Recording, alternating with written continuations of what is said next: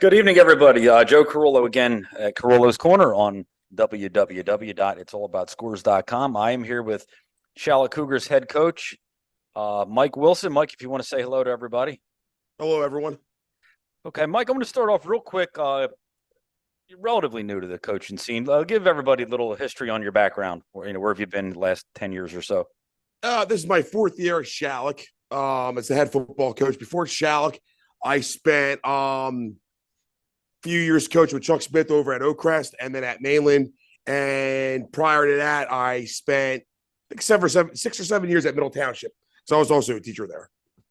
Very awesome. Who would you say was your best mentor out of all this? I think you're a successful coach now. You want to attribute some of that success to some people that you learned from? Anybody in particular that really rubbed off on you? Coach Smith, 100%. Awesome.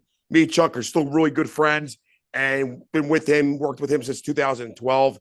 And I've told him all the time. I mean, I learned a lot from him. Great. Absolutely. A lot of my success I owe to Chuck Smith.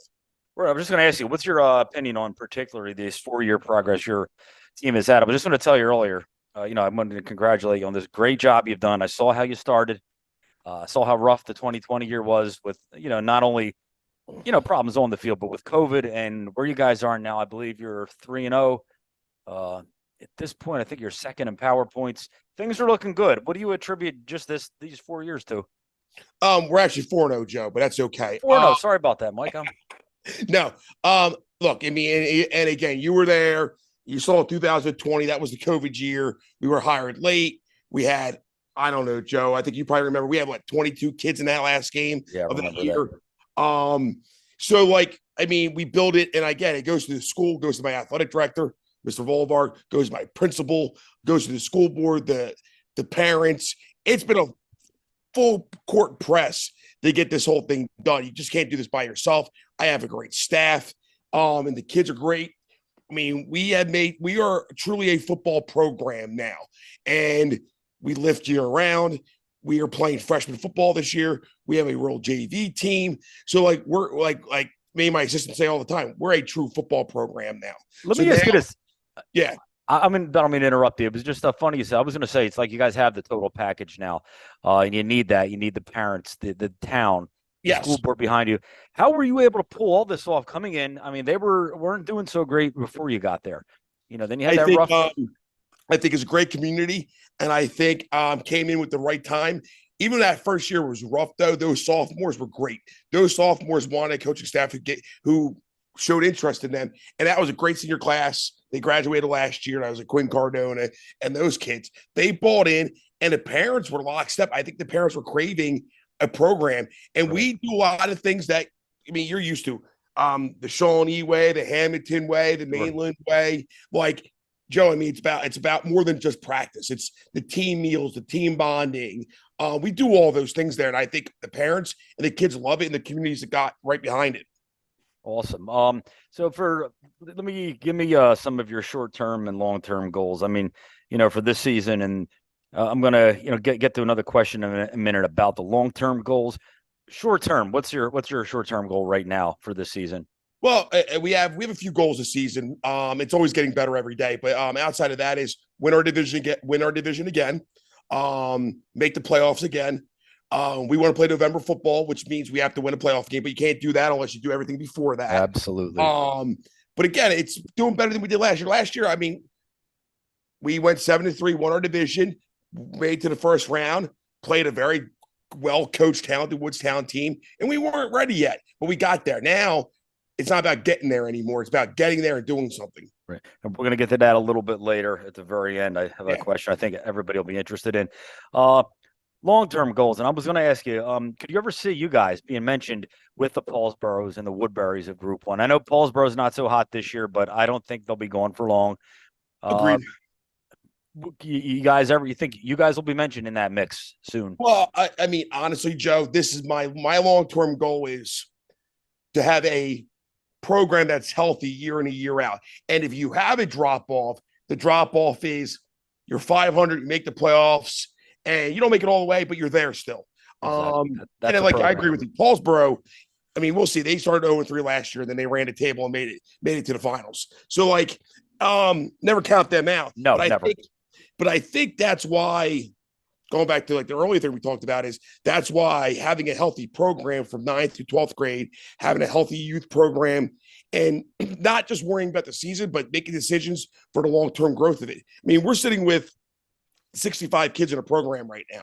That's And amazing for a Group 1. That's we're amazing. playing 3 levels of football. I think if we can stack those years on top of each other with taking care of the business on the field, I think we can be competitive year in and year out, and eventually be grateful enough to be considered a Paulsboro or a Woodbury, one of the elite of Group 1.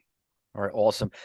So who would getting into some rivalries during the season? Who would you say is your favorite rivalry, just from a personal level, and then your biggest rivalry competition wise? Well, I mean, honestly, you have the Cumberland game. That's because that's been their Thanksgiving Day game, or was for 20 years. Right.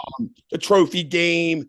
The kids all know each other. They all grow up with each other, and stuff like that. So that's a good old fashioned rivalry game. Woodstown is Schalick's rival flat out. So anytime any Schalick team plays Woodstown, that's knockout, drag out. Baseball games, soccer games, anything. Right. And now with the WJFL, you just don't see Woodstown every year in football. But the Gloucester City, if you really look at the history of Schalick's played Gloucester City more than anybody else. Oh, really? Okay. And in the last 2 years, we went 1-1. They got us a year ago, and we got them this year. But they are good games. And when you talk to their coaches, all they talk about is when they played Schalick. And then doing a little history, Schalick and Gloucester City's played more than anybody else. Well, I never knew that. I'm going to have to look that up. Before I go on, I forgot to ask you one thing. Well, and this is very important. Yeah. Hate to bring up negatives, but hey, the negative exists. I got to cover it. What do you see as any roadblocks to your success? I know we talked last time. You'd mentioned, being a Group 1 school, the numbers could hurt you. Anything, else beside the numbers that you think could hinder? Ourselves. Telling the kids all the time, I mean, you know this because you talk to a lot of coaches, it's about winning every week and not worrying about anything else. And with a young group of kids, I mean, because you know this, Joe, right? We only have 5 seniors. And so we're a junior heavy team with sophomores sprinkled in, with a few seniors playing here and there. So learning how to handle success and how to stay focused week to week has been our biggest goal. And so far, so good. But as you know, as you keep stacking those wins, you just got to keep reminding the kids, we have to stay focused. We as adults, we've been there before. We had to teach them how to handle that. Right. I remember you saying about the Pittman game. I know Pittman's a lot better than they were, but you'd mentioned to me that, you could have won by a little more, and perhaps they took them a little lightly. And I think, I mean, when you look back on it, we had the week 0 win against Gloucester City, which we knew we could win, but I don't think anybody else thought we could. That was big. Yeah. And then I think Pittman, we had a little bit of letdown. We let some points on the field, but credit to Pittman. That's a good group of kids they have right now over there, and they played a great game. So I'm not taking anything away from them. But again, I know our kids pretty well. We had a little, and then after that, we played great against Wildwood. And then we played very well against Riverside this past week. Right. Yeah, I see Wildwood's doing a little better. They won a game, almost won a second. I think they're going to have a couple wins this year. Well, I mean, growing up down here, again, Wildwood, this is probably the best group they've had in a long time. It's great. I'm really happy for them. Yeah. Let me get your opinion on some changes that's going around in the high school football world. A lot has changed just over the last couple of years. Season starting early, ending early. All these new rules at the state level. What's your opinion on some particular things? Well, I mean, the whole starting earlier thing doesn't necessarily bother me. I just wish we play week 0. So we played August 25th. Our first practice was August 7th. I mean, I think they should give you that extra week like they used to. But again, we do a lot in the summertime. So I think that's an adjustment there. The transfer portal, I know that's a big thing. Oh, yeah. But I think when you look into the transfer rule, it's not as easy going as some people think it is. Right. But still, it's an adjustment. And I just think it's the world that we live in right now. Yeah, no, it absolutely is. Any regrets? I mean, you've been coaching, you said, for, I think, 10 years, I believe you said, right? This is year 19 for 19. Where'd I get 10 from? Sorry about that. Any regrets? Anything negative? Anything you'd change if you had the opportunity? Well, you know what? Again, I don't try to live in the past because you can't change it. No. I mean, I look at our time at Schalick. I said, I think we're doing, again, we always reevaluate. So I don't think anything's a negative. I think you can always do stuff better. Sure. We do that day to day, week to week. But no, I like where we're at right now, and I think things happen for a reason. I got to coach with Coach Smith for a long time, and I think that has really helped me this go around as being a head coach.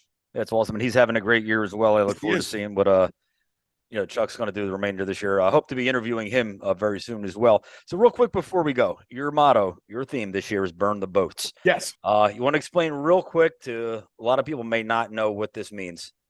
Again, our overarching motto is find a way to win, and burn the boats goes into that. And our big motto this year is no excuses. Like, even when we're on the field, we tell the kids all the time, it's yes, sir, no excuses. Something else we tell them all the time, we don't whine, we don't complain, we don't make excuses. Just find a way to win. And I think, Joe, it goes to that's what life is. Life's not fair. Football's not fair. No. So doesn't matter if it's wet outside. Find a way. Burn the boat. And burn the boats, we all know, is the old term from Hornet Cortez when he took over and he told his guys, we're going to burn the boats. You want to go home? We're not going back. Yeah, we're not going back. And I think that as the growth of our team, I just want them to understand that, hey, just like in life football, people are going to get hurt. You're not always going to get a call. There's going to be ups and downs in the game. Burn your boats and just forget about it.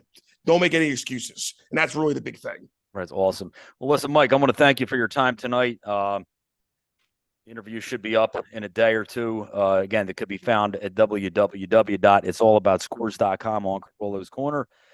Mike, again, I want to wish you the best of luck moving forward. And who knows, might be doing a championship DVD for you sometime in the near future. If all goes well, Joe, but 1 week at a time, man. But thank you. Exactly. I know. All right, Mike, thank you. And you have a great night. All right, Joe, I'll talk to you later, man. Talk to you later. Bye-bye.